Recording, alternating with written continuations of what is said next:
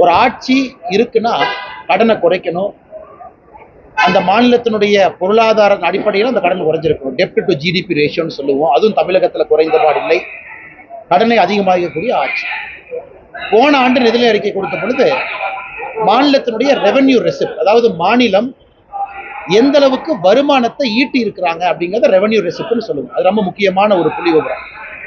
திராவிட முன்னேற்ற கழகம் போன ஆண்டு நிதிநிலை அறிக்கையில இந்த ஆண்டு ரெவென்யூ ரெசிப்ட் 3,31,569 கோடி ரூபாய் ஈட்டுவோம் என்று சொன்னார். அதாவது இந்த ஒரு வருஷம் முழுவதுமே 3,31,000 கோடி ரூபாய் வருமானத்தை ஈட்டுவோம். ஆனா 3,09,000 கோடி தான் வருமானத்தை ஈட்டி இருக்கிறாங்க. அப்படி என்றால் இந்த ஒரு ஆண்டு காலத்துல போன நிதிநிலை அறிக்கைக்கும் இந்த நிதிநிலை அறிக்கைக்கும் அவங்க கிட்டத்தட்ட சொன்னபடி 21,871 கோடி குறைவாக வருமானம் ஈட்டியிருக்கிறார்கள்.